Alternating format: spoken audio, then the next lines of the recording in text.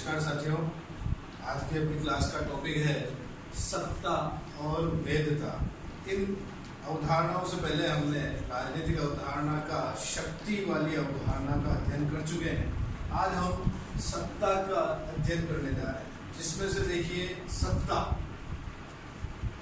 सत्ता यानी कि प्राचीन और मध्यकाल में राजतंत्रात्मक व्यवस्था, ये राजतंत्रात्मक व्यवस्था यानी राजा के अनुसार ही सत्ता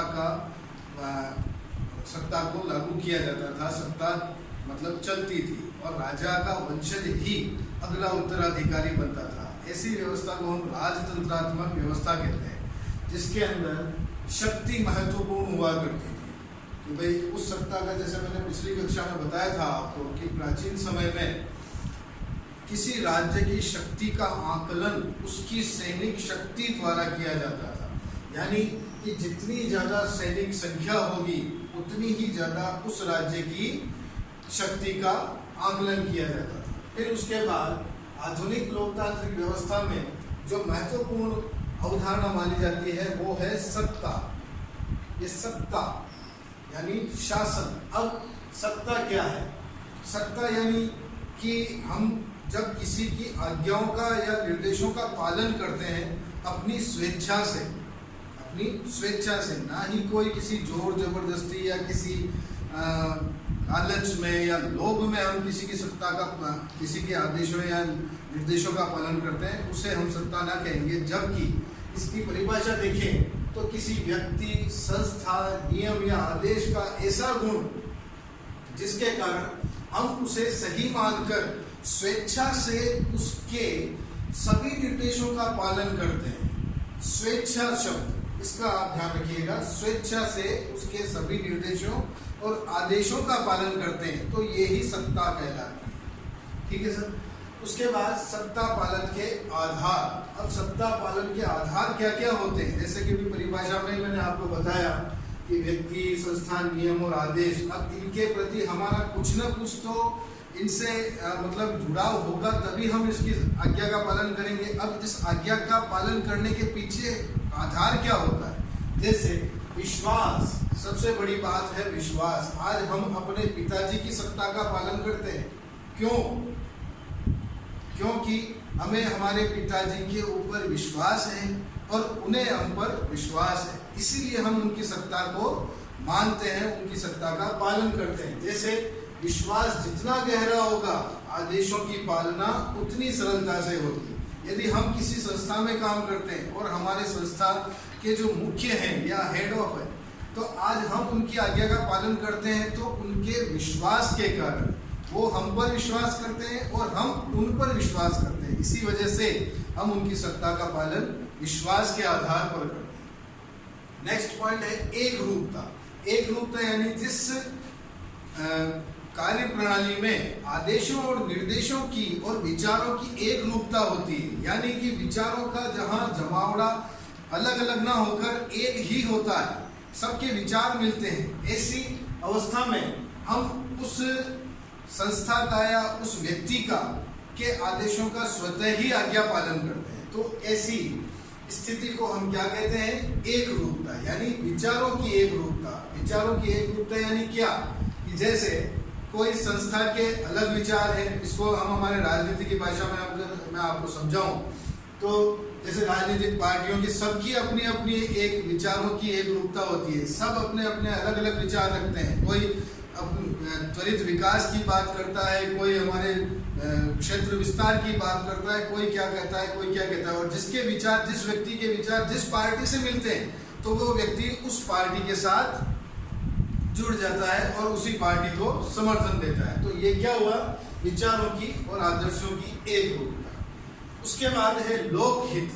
भाई जिस सत्ता के अंदर लोक कल्याण की भावना होगी, जिस सत्ता के अंदर लोक कल्याण की भावना होगी, जैसे कि जब पैसे वाले ये सोचते हैं कि अगर मेरी इनकम ज़्यादा है या मेरा मुनाफा ज़्यादा है और मैं इस मुनाफे को किसी अच्छे काम में उपयोग लेना चाहता हूँ, तो वो क्या करता है? उस अतिरिक्त मुनाफे को वो या तो सरकार को टैक्स के रूप में जमा करवाता है या किसी संस्था को दान या डोनेशन तरह तरह के अपने उस अतिरिक्त धन का उपयोग लेता है। तो इस अवस्था में क्या है कि यदि उस व्यक्ति को सत्ता पालन नहीं करना होता या सत्ता को नहीं मानना होता तो वो ऐसा नहीं करता, जबकि उस व्यक्ति के मन में ये विचार है कि मेरे को अपना धन लोक कल्याण में, लोक हित में ही काम लेना है, इस वजह से वो सत्ता का पालन करता है। आज हम रास्ते से निकलते हैं गाड़ी लेकर, जैसे रोज नए नए नियम आते हैं यातायात के कि आपको हेलमेट लगा कर निकलना चाहिए, आपको ड्राइविंग लाइसेंस, आरसी वगैरह की कॉपी साथ में रखनी चाहिए। तो ये क्या है? ये डर नहीं है, ये एक हमारा सत्ता के प्रति विश्वास है।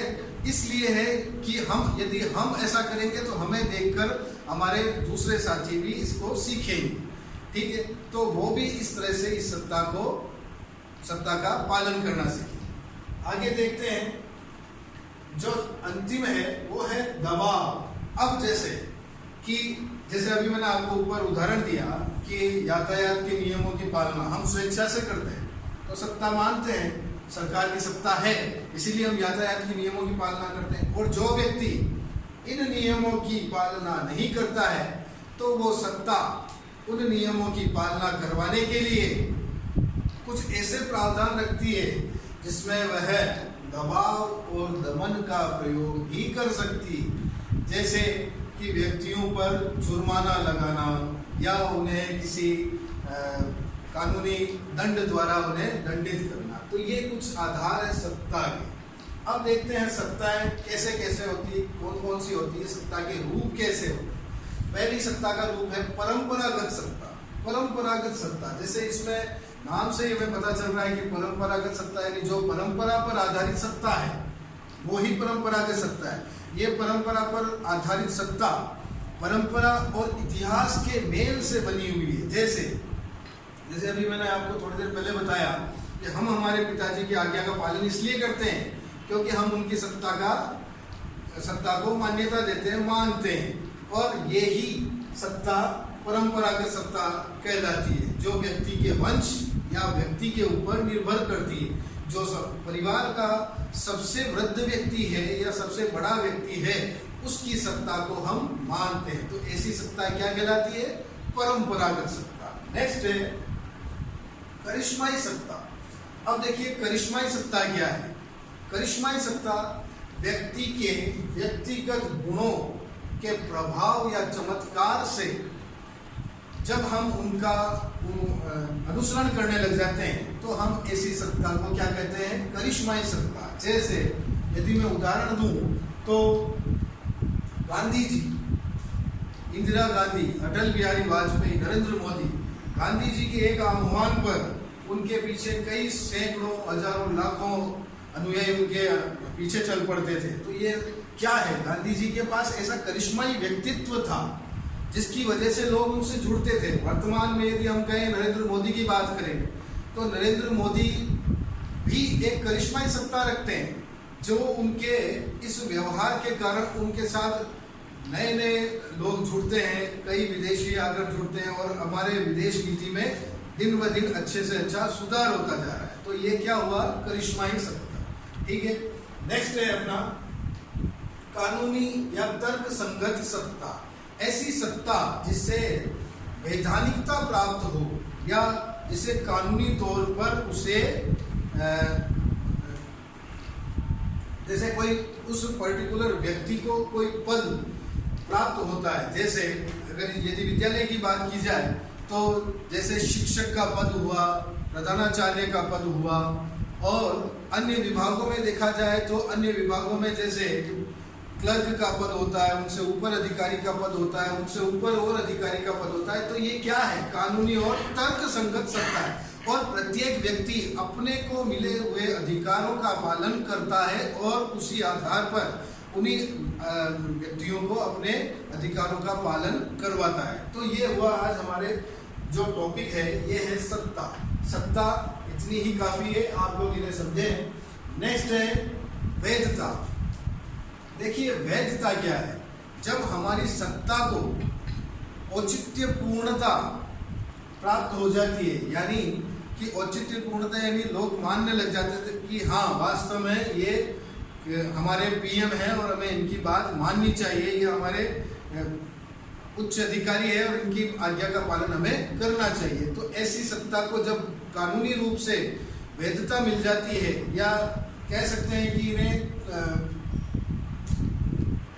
औचित्य पूर्णता मिल जाती है, तो ऐसी सत्ता को हम वैधता द्वारा स्थापित करते हैं। अब देखिए, इस वैधता को इंग्लिश में कहते हैं लेजिटिमेसी, और इसकी उत्पत्ति लैटिन भाषा के लेजिटिमस शब्द से हुई है, जिसका शाब्दिक अर्थ है लॉफुल, यानी वैधानिक या औचित्यपूर्ण। अब देखिए, इस औचित्यपूर्णता को समझाने के लिए अलग अलग काल में जो विद्वान हुए उन्होंने अपने अपने अनुसार इस सिद्धांत को समझाया है। यदि प्राचीन काल में यूनान की बात की जाए, पाश्चात्य विचारक थे प्लेटो, अरस्तु। प्लेटो ने अपने न्याय सिद्धांत के अनुसार एक शासक की सत्ता को सिद्ध करने का प्रयास किया है कि भाई एक आदर्श राजा होना चाहिए। जब वो आदर्श नहीं होगा तब तक वह आदर्श न्याय नहीं कर पाएगा। और जहाँ न्याय शब्द आ जाए तो आप ये समझिए कि ये न्याय शब्द कहने वाले एक ही विद्वान है, प्लेटो। उसके बाद कहीं कहीं न्याय का यूज अरस्तु भी करते हैं, लेकिन जो मेन न्याय का सिद्धांत है वह है प्लेटो। अरस्तु सबसे पहला विद्वान था जिसने सभी देशों के, उस समय उपलब्ध सभी देशों के संविधानों का लगभग अध्ययन किया था, और उन्हीं आधार पर उन्होंने सभी संवैधानिक आधारों पर किसी शासन की वैधता को सिद्ध करने का प्रयास किया था। यानी इस सत्ता को संविधान द्वारा मान्यता देना या औचित्यपूर्णता देना, ये ही अरस्तु ने सिद्ध करने का प्रयास किया था। फिर भारतीय विचारकों में यदि देखें तो मनु, शुक्र, कौटिल्य, ये विचारक अपने व्यक्ति की कर्तव्य पालन करवाने की बात को ही सत्ता की वैधता का आधार मानते हैं और कर्तव्य पालन पर ही जोर देते हैं। उसके बाद जब मध्यकाल आता है, मध्यकाल में हम फेमस एक संत थे, संत ऑगस्टाइन, जिन्होंने एक पुस्तक लिखी थी द सिटी ऑफ गॉड। उसके अंदर ये कहा था उन्होंने कि राज्य की उत्पत्ति देवताओं द्वारा हुई है और राजा देवताओं की संतान है, अतः हमें राज्य का या राजा का आदेश पालन करना चाहिए। यही उसकी वैधता का आधार है। क्यों? क्योंकि राजा के मुख से स्वयं देवता बात कर रहे हैं, तो इसे हम देवी उत्पत्ति का सिद्धांत कह सकते हैं।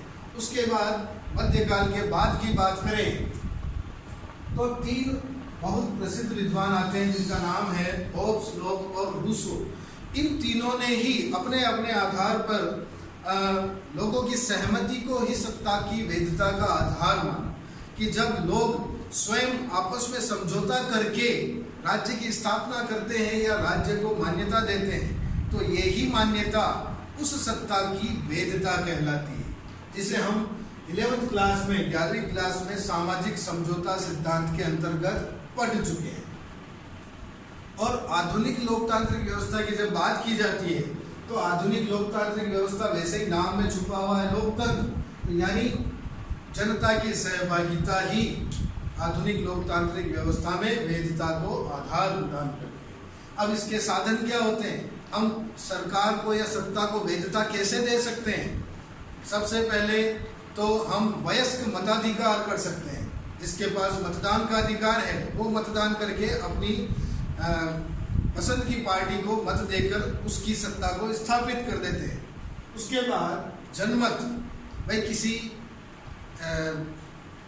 ऐसे बिंदु के ऊपर जब निर्णय नहीं लिया जा रहा होता है तब जनता से आह्वान किया जाता है और उनके सुझाव, उनके विचार, उनके परामर्श से कोई निर्णय पर पहुंचा जाता है। तो ऐसी व्यवस्था को हम जनमत कहते हैं। फिर उसके बाद प्रचार के साधन, जैसे अलग अलग पार्टियां, अलग अलग राजनीतिक दल अपने अपने चुनाव लड़ने के लिए और सत्ता स्थापित करने के लिए प्रचार और प्रसार का साधन अपनाती है। तो इस प्रचार और प्रसार से जनता ये समझती है कि फला पार्टी ने ये काम किया, फला पार्टी ये वादा कर रही है, फला पार्टी ये कर सकती है। तो हम इन चीज़ों के ऊपर विश्वास करके ही उनकी सत्ता को मान्यता देते हैं और उन्हें हम फिर हमारे जो मताधिकार का उपयोग है उसका उपयोग करके हम उसे वैधता देते हैं।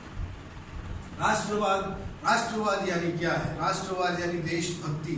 जो देश के लिए जो सिद्धांत बने हुए हैं कि देश पहले बाकी सब बाद में, तो जब देश हित की बात आती है, राष्ट्र हित की बात आती है, तब हम राष्ट्र हित को ध्यान में रखते हुए उस पर्टिकुलर उस उपयोगी व्यक्ति को चुनते हैं जो हमारे इस राष्ट्रवाद के सिद्धांत को वैधता प्रदान करे। तो ये थे कुछ साधन जो वैधता को आधार प्रदान करते हैं। उसके बाद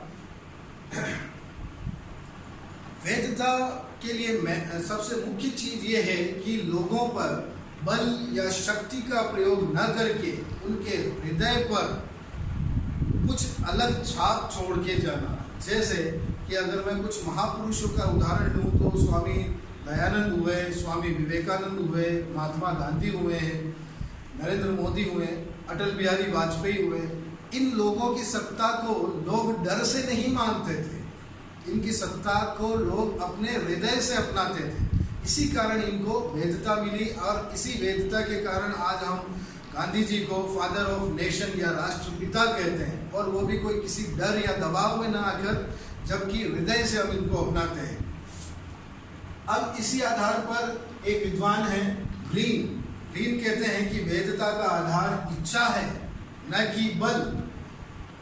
वैधता का आधार व्यक्ति की इच्छा है न कि बल, यानी इच्छा होगी तो व्यक्ति किसी सत्ता को वैधता देगा और न होगी तो नहीं देगा। अतः वैधता क्या है? शक्ति और सत्ता के एक बीच की कड़ी है जो किसी सत्ता की शक्ति को हृदय से मनवाने का कार्य करती है।